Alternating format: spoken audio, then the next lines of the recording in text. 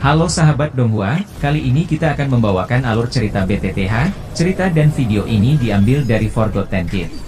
Tanpa banyak basa-basi, mari kita simak alur ceritanya. Di episode sebelumnya, akhirnya Xiaoyan bertemu dengan Xinlang. Xiaoyan lalu berkata, "Xinlang, apa yang terjadi? Maafkan aku karena aku telah terpisah dengan kalian," ucap dari Xiaoyan. Tiba-tiba terdengar, "Siapa kamu? Kamu berani-beraninya masuk sembarangan ke area klan Ye," ucap seseorang lelaki tua di dalam aula besar. Xiaoyan lalu melirik pria tua ini. Dia hanyalah Dozong bintang 1. Dilihat dari kursi yang didudukinya, sepertinya posisinya di dalam klan Ye cukup tinggi. Namun Xiaoyan benar-benar mengabaikannya. Satu-satunya di aula besar yang mampu menarik perhatian Xiaoyan adalah pria tua berpakaian hijau yang duduk di kursi pemimpin. Melihat aura yang mengelilinginya, kemungkinan orang ini adalah bintang 6 Dozong. "Kamu anak muda yang kurang ajar," ucap dari pria tua Dozong itu. Tangannya membanting keras ke permukaan meja. Dia melambaikan lengannya dan sebuah energi dengan kekuatan liar melesat ke arah Xiaoyan. Buar! Tetapi energi itu tiba-tiba lenyap tepat di depan Xiaoyan. "Jadi kamu benar-benar memiliki kemampuan ya? Tidak heran kamu berani bertindak lancang seperti itu di markas klan Ye. Hari ini aku akan mengajarimu tentang sopan santun," ucap dari pria tua itu. Setelah itu tubuhnya bergegas menuju Xiaoyan. Gelombang api hijau melonjak keluar dari tangannya. "Penetua keempat berhenti," teriak dari Xinlang. Namun penetua keempat itu benar-benar mengabaikannya. "Kakak Xiaoyan, cepatlah pergi," ucap dari Xinlang. Xiaoyan juga mengabaikan teriakan dari Xinlang ini. "Sialan, begitu aku menangkapmu, aku akan menyerahkanmu kepada orang tuamu dan membuat mereka mengajarimu dengan benar," ucap dari penetua keempat. Sosoknya muncul di depan Xiaoyan. Tinjunya terkepal erat dan api berwarna hijau muncul. Setelah itu tinjunya dengan kejam diayunkan ke arah Xiaoyan. Pada saat yang sama, Xiaoyan mengangkat lengannya. Buar! Tinju dari penetua keempat klan Ye yang berisi api berwarna hijau menghantam telapak tangan Xiaoyan. "Kamu benar-benar tidak pantas untuk mengajariku," ucap dari Xiaoyan. Telapak tangannya berputar sedikit dan tiba-tiba bergetar. Buar! Kekuatan dahsyat melonjak keluar dari lengan Xiaoyan. Setelah itu dia ditransmisikan ke dalam tubuh penetua keempat klan Ye. Kekuatan tersembunyi yang berisi api surgawi dengan menghancurkan semua pertahanan penetua keempat. Wajahnya langsung memucat. Tubuhnya seperti mengalami pukulan berat saat dia terpental mundur dan bertabrakan dengan pilar besar di aula. Lalu seteguk darah segar dimuntahkannya. "Baru kurang dari 1 tahun, namun dia sudah sekuat ini," ucap dari Xinlang yang melihat kejadian ini. Bukan tanpa alasan bahwa klan Ye telah menurun reputasinya sampai ke keadaan seperti ini, ucap dari Xiaoyan. Dia perlahan menarik lengannya. Dia melirik penetua keempat itu yang telah jatuh ke tanah. Sebelum melihat sekeliling aula, setelah itu dia menggelengkan kepalanya dan mengalihkan pandangannya kepada Xinlang. "Ayo kita pergi," ucap dari Xiaoyan. "Berhenti!" Dua teriakan terdengar saat suara Xiaoyan ingin mengajak Xinlang pergi. Lalu kedua orang tua itu berdiri. Kedua orang ini juga elit Dozong. Kekuatan mereka sekitar bintang 3 Dozong atau lebih. Mereka lalu berkata, "Anak muda, ini adalah area klan Ye. Kamu saat ini telah melukai penetua dari klan kami. Hal ini tidak bisa dibenarkan. Meskipun klan Ye saat ini sedang menurun, aku tidak akan menerima jika anggota klanku diganggu oleh orang lain dengan cara seperti itu," ucap pria tua berpakaian hijau di kursi pemimpin. "Aku bukan orang yang pertama yang menyerang. Selain itu, aku masih memiliki sesuatu untuk dilakukan. Xinlang harus pergi bersamaku sekarang. Saat ini aku tidak punya waktu untuk berurusan denganmu," ucap dari Xiaoyan. "Hei, kamu adalah anak nakal yang sombong ya," ucap dari ketua klan Ye. Mereka lalu memblokir jalan Xiaoyan.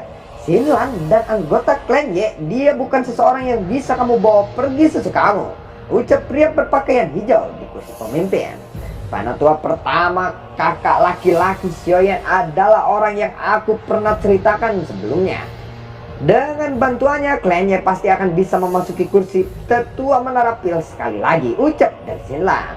Pria tua berpakaian hijau itu sedikit terkejut ketika mendengar kata-kata Xinlan. Xinlan, kamu tidak perlu mengatakan apa-apa lagi. Aku punya pendapat sendiri tentang masalah ini. Anak muda, jika kamu benar-benar seorang teman yang diundang oleh Xinlan, silahkan tinggal sementara di klan Y dan izinkan kami untuk menjamumu sebagai tuan rumah, ucap dari penetua berpakaian hijau itu. Kata-kata ini mungkin diucapkan dengan indah, tetapi niat mereka adalah untuk menahan Xiaoyan. Sayangnya aku tidak tertarik untuk membantu klan Y. Jika bukan karena Xinlan, aku bahkan tidak ingin datang ke tempat ini. Selain itu, aku memiliki sesuatu untuk diselesaikan sekarang dan tidak punya waktu untuk menghabiskan bersama kalian. Xinlan, ayo kita pergi bersamaku sekarang, ucap dari Xiaoyan. Kalau begitu, izinkan aku untuk mencoba dan melihat apakah kamu memiliki kemampuan untuk melakukannya, ucap pria berpakaian hijau itu. Kakak Xiaoyan, cepatlah pergi, ucap dari Xinlan. Jika kamu benar-benar teman dari Xinlan, silahkan tetap di klan Y untuk sementara waktu. Kita mungkin masih bisa berdiskusi dengan baik, ucap pria berpakaian hijau itu. Sudahlah, ayo ikut aku, ucap dari Xiaoyan kepada Xinlan. Setelah itu dia berbalik dan berjalan menuju pintu keluar aula. Kedua tetua klan Y yang menghalangi pintu benar-benar diabaikan olehnya. Tindakan Xiaoyan ini menyebabkan Xinlan sedikit terkejut. Jika dia tidak mengikutinya, kemungkinan Xiaoyan tidak akan peduli lagi kepada janjinya yang pernah dia berikan kepadanya. Mau tidak mau dia akhirnya mengikutinya dari belakang. Ini sungguh sebuah penghinaan, ucap dua tetua klan Y yang menghalangi jalan Xiaoyan. Keduanya lalu menyerang dengan serempak. Mereka meraih bahu Xiaoyan. Xiaoyan lalu menjentikan jarinya dan cahaya perak lalu menyala. Sosok berwarna perak itu segera muncul. Ting! Kedua cakar kedua penetua itu bertabrakan dengan sosok perak itu. Namun sebelum mereka bisa mundur, sepasang lengan berwarna perak mendarat di dada mereka dengan begitu cepat sehingga mereka tidak bisa beraksi. Ya buar! Tinju itu membuat kerusakan yang parah ketika mendarat di tubuh kedua sesepuh itu. Mereka pun terpental keluar dari aula. Ini yang terakhir kalinya. Aku tidak akan menunjukkan belas kasihan lagi, ucap dari Xiaoyan. Ekspresi suram pria tua berpakaian hijau di kursi pemimpin perlahan menjadi serius. Matanya menatap tajam pada sosok manusia berwarna perak di samping Xiaoyan. Saat ini boneka setan bumi tidak diragukan lagi telah diperkuat setelah menyerap pil petir di lembah api membara. Ini adalah boneka, ucap dari lelaki tua berpakaian hijau itu. Xiaoyan tidak menjawab. Dia melambaikan tangannya dan sekali lagi menyimpan boneka iblis bumi ke dalam cincin penyimpanan miliknya. Bisakah aku membawa Xinlan bersamaku sekarang? Tanya dari Xiaoyan. Aku adalah Yezo, penetua pertama dari klan Y. Apakah teman muda ini bernama Xiaoyan? Ucap dari penetua pertama. Xiaoyan lalu mengangguk tetapi tidak ingin tinggal lebih lama lagi. Dia mengangkat kakinya dan berjalan keluar dari aula. Xinlan di belakangnya ragu-ragu sejenak sebelum menoleh ke arah Yezo. Penetua pertama, aku akan kembali setelah kakak Xiaoyan menyelesaikan masalahnya, ucap dari Xinlan. Xiaoyan lalu meraih lengan Xinlan setelah membawanya keluar dari klan Y. Dia terbang keluar kota. Sesaat kemudian dia akhirnya berhenti di puncak gunung di luar kota. Kamu pasti tahu masalah tentang dokter peri kecil bukan? Tanya dari Xiaoyan. Xinlan lalu mengangguk. Saat itu dokter peri kecil Zian dan aku berhasil keluar dari lubang transportasi. Setelah itu kami menghabiskan beberapa bulan untuk mencapai wilayah Pil. Begitu kami tiba di wilayah Pil, sebuah faksi yang bernama Gerbang Yuxian menatap dokter peri kecil karena kecantikannya. Dengan kemarahannya, dia membunuh semua orang di faksi itu. Namun, kepala gerbang Yuxian juga seorang elit Dozong. Meskipun dia akhirnya sekarat di tangan dokter peri kecil juga menderita beberapa luka. Secara kebetulan, itu mengakibatkan melemahnya segel dan tubuh racunnya pun meletus. Pada akhirnya, dia ditemukan oleh seseorang. Namun niat mereka bukan untuk menghancurkan tubuh racunnya, melainkan mereka ingin mendapatkan tubuh racun ini karena lembah sungai es suka mengumpulkan berbagai jenis tubuh unik. Setelah itu mereka akan menggunakan metode khusus untuk mentransfer jiwa. Dengan demikian mereka akan bisa memperoleh kemampuan dari tubuh racun itu. Beberapa waktu sebelumnya, tempat persembunyian dari dokter peri kecil ditemukan oleh lembah sungai es. Setelah itu mereka pun bertempur dan menderita cedera yang serius. Kakak Sioyen, aku tidak berguna. Aku bahkan tidak bisa membantu apapun kali ini, ucap dari Xinlan. Ini bukan salahmu. Apakah kamu tahu di mana dokter peri kecil saat ini? Tanya dari Sioyen. Ya, aku telah menerima informasi yang dikirim oleh dokter peri kecil kepadaku. Namun tempat itu saat ini dikelilingi oleh para ahli dari lembah sungai es. Aku bahkan tidak bisa masuk, ucap dari Xinlan. Sioyen langsung bertanya, di mana itu? Tanya dari Sioyen. Aliran dewa jatuh, ucap dari Xinlan. Jadi dia berada di sana, ucap dari Sioyen. Meskipun dokter peri kecil telah melarikan diri dari pengepungan lembah sungai es, dia telah mengalami cedera yang serius dan tidak berani mengungkapkan dirinya. Namun aliran dewa jatuh telah dikelilingi oleh lembah sungai es saat ini. Medan di sana mungkin rumit, tetapi cepat atau lambat dia pasti akan ditemukan. Kakak Sioyen, apa yang kamu rencanakan sekarang? Ucap dari Xinlan. Apalagi yang bisa aku lakukan? Aku akan pergi ke aliran dewa yang jatuh itu, ucap dari Sioyen. Kalau begitu aku akan menunjukkan jalannya untukmu. Aku tahu cara menemukan dokter peri kecil. Begitu aku memasuki aliran dewa jatuh saat ini, ucap dari Xinlan. Baiklah, oh ya, di mana Xian? Apakah dia mengikuti dokter peri kecil? Tanya dari Sioyen. Xian, dia telah menghilang tidak lama setelah kami tiba di wilayah Pil, ucap dari Xinlan. Xian menghilang? Tanya dari Sioyen. Dia lalu meninggalkan pesan untuk kami yang mengatakan bahwa dia tiba-tiba merasakan sesuatu dan ingin kembali ke rumah, ucap dari Xinlan. Kembali ke rumah? Oh, semoga saja gadis itu baik-baik saja. Sekarang kita hanya bisa menunggu sampai masalah dokter peri kecil diselesaikan sebelum mencarinya, ucap dari Sioyen. Aliran dewa jatuh tidak terlalu jauh dari kota Ye. Dengan kecepatan Sioyen, dia hanya menghabiskan sekitar 1 hari untuk sampai di sana. Sioyen dan Xinlan perlahan mendarat di puncak gunung yang menjulang tinggi. Sioyen lalu menatap daratan tepat di depannya. Ada sosok manusia yang padat aura di sana. Selain itu, sosok manusia ini terus membentuk kelompok saat mereka maju ke aliran dewa jatuh. Jelas mereka berniat untuk mencari jejak dari dokter peri kecil. Aliran dewa yang jatuh memang berbahaya. Namun seseorang dengan kondisi khusus seperti dokter peri kecil, dia sama saja seperti ikan yang menemukan air di tempat ini, ucap dari Sioyen. Xinlan lalu mengangguk. Kakak Sioyen, langit aliran dewa jatuh ditutupi dengan kabut racun. Oleh karena itu kita tidak bisa terbang. Kita hanya bisa masuk dari aliran dewa jatuh lewat bawah. Ini adalah satu-satunya jalan menuju aliran dewa jatuh. Namun ada ahli dari lembah sungai es yang menjaga tempat itu. Mereka terus-terusan mengamati aktivasi di dalam aliran dewa jatuh ini, ucap dari Xinlan. Kekuatan macam apa yang dimiliki para ahli yang dikirim oleh lembah sungai es? Tanya dari Sioyen. Berdasarkan informasi yang aku peroleh, yang memimpin pencarian kali ini adalah 2 sesepuh dari lembah sungai es, Big Yuan dan Big Fu. Mereka yang bertempur dengan dokter peri kecil sebelumnya. Namun aku rasa ada ahli lain selain mereka berdua. Setidaknya ada 4 elit dozong kali ini, ucap dari Xinlan. 4 elit dozong ya. Bisakah kamu menemukan lokasi dokter peri kecil setelah kita memasuki aliran dewa jatuh ini? Ucap dari Sioyen. Mendengar itu Xinlan lalu berkata, ya, aku bisa menemukannya, ucap dari Xinlan. Kalau begitu tunggu apa lagi? Ayo kita masuk ke aliran dewa jatuh ini dan temukan dokter peri kecil terlebih dahulu, ucap dari Sioyen.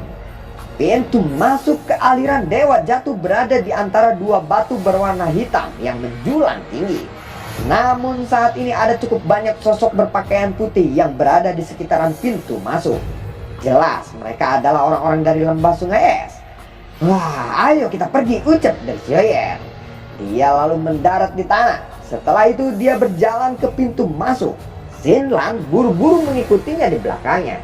Ada hampir 100 murid lembah sungai es yang menjaga dua batu besar di pintu masuk ini. Pemimpin mereka adalah seseorang pria tua berpakaian putih yang duduk dengan kaki disilangkan. Pria tua berpakaian putih ini menutup matanya sejak awal. Namun ketika Xiaoyan masuk, dia sepertinya merasakan sesuatu dan lalu membuka matanya. Xiaoyan dan Xinlan berjalan menyelinap ke aliran dewa jatuh tanpa halangan. "Kemana kita harus pergi sekarang?" tanya dari Xiaoyan. Xinlan lalu berkata, "Ikuti aku," ucap dari Xinlan. Dia dengan hati-hati melihat sekelilingnya. Setelah itu dia mengeluarkan botol giok dari cincin penyimpanannya. Dia membuka dan sebuah benda kecil berwarna hitam muncul darinya. Ini adalah tikus pencari racun. Benda ini mampu membawa kita kepada dokter peri kecil, ucap dari Xinlan. Mereka lalu bergerak mengikuti di belakang tikus hitam kecil itu. Mereka berdua secara bertahap masuk jauh ke dalam aliran dewa jatuh setelah setengah jam. Pada saat ini kabut racun di sekitaran mereka menjadi lebih padat. Untungnya mereka memiliki api surgawi yang mengisolasi mereka. Tikus hitam kecil di depan tiba-tiba berhenti. Xiaoyan juga merasakan sesuatu dari belakang. Dia lalu meraih tikus itu dan memeluk Xinlan. Lalu mereka melarikan diri ke belakang sebuah batu yang besar. Ada lebih dari selusin sosok berwarna putih berdiri di sekitar aliran gunung ini. "Nona Racun, ikutlah dengan kami ke lembah sungai es. Kamu mungkin masih memiliki kesempatan untuk hidup jika kamu melakukannya," ucap pria itu. Ekspresi Xiaoyan berubah. Xiaoyan lalu mengamati lelaki tua itu. Dan ada sosok berwarna putih berdiri dengan anggun di tempat itu. "Dokter peri kecil," ucap dari Xiaoyan. Tatapan Xiaoyan beralih kepada pria tua itu. Dia lalu bergumam, "6 bintang dozong," ucap dari Xiaoyan di dalam hatinya. Pada saat ini ada puluhan murid dari lembah sungai es. Ada dua pria tua berpakaian putih. Salah satunya dari mereka memiliki kekuatan bintang 6 dozong, yang di belakang bintang 2 dozong. Xiaoyan lalu berkata, ada 3 elit dozong. Selain itu ada puluhan murid elit lembah sungai es, ucap dari Xiaoyan. Xinlan lalu berkata, "Kakak Xiaoyan, mereka berdua adalah tetua lembah sungai es, Big Yuan dan Big Fu. Mereka berdua sangat kuat. Berhati-hatilah," ucap dari Xinlan. Mendengar itu Xiaoyan lalu mengangguk. "Nona Racun yang menyedihkan, kamu tidak akan bisa melarikan diri. Kamu telah dipukul dengan Ice Zone Force. Ki es misterius yang tersisa di tubuhmu akan membekukan semua kekuatan hidupmu dalam waktu 1 bulan. Jika kamu ingin hidup, ikutlah ke lembah sungai es," ucap dari Big Yuan. Dokter peri kecil lalu berkata, "Sebelum kekuatan hidupku dibekukan, aku akan menghancurkan tubuhku ini dan tidak akan meninggalkan apapun untuk lembah sungai es," ucap dari dokter peri kecil. "Wow, kalau begitu aku akan menangkapmu dengan paksa kali ini," ucap dari Big Yuan. Big Yuan lalu melambaikan tangannya. Paku es yang tidak terhitung jumlahnya melesat ke arah dokter peri kecil. Saat dokter peri kecil terluka parah dan jelas bukan tandingan dari Big Yuan. Selain itu ada 2 dozong elit lainnya di sekitaran aliran gunung. Doki berwarna ungu keabu-abuan melonjak keluar dari tubuh dokter peri kecil menutupi pintu masuk gua. Dokter peri kecil lalu bergumam, "Aku harus segera pergi dari sini," ucap dari dokter peri kecil dalam hatinya. Dokter peri kecil segera berbalik dan melesat keluar dari gua menuju ke daerah yang dalam dari aliran gunung ini. Tiba-tiba banyak teriakan terdengar. Formasi penyegalan es. Udara dingin melonjak ke langit membentuk lemari es setinggi ratusan kaki di aliran gunung ini. Dokter peri kecil dan Big Yuan disegel di dalamnya. Big Yuan lalu berkata, "Kamu masih ingin melarikan diri?" ucap dari Big Yuan. Big Yuan bergerak dan muncul di belakang dokter peri kecil. Tinjunya berudara dingin diarahkan ke dokter peri kecil. Ya, dokter peri kecil lalu berbalik. Doki ungu keabu-abuan melonjak ke tangannya. Tinjunya diarahkan kepada Big Yuan. Ya, buah! Setelah beradu serangan, Big Yuan dan dokter peri kecil mundur beberapa langkah. Big Yuan perlahan mendekati dokter peri kecil dan berkata, "Kamu harus ikut aku ke lembah sungai es. dan kamu akan tetap hidup, ucap dari Bijuan. Melihat Bijuan perlahan berjalan mendekat, dokter peri kecil segera membentuk segel tangan. Segel racun yang menyedihkan lalu dibuka olehnya. Dokter peri kecil melesat mundur. Bijuan segera menyusul dokter peri kecil. Tangannya terulur.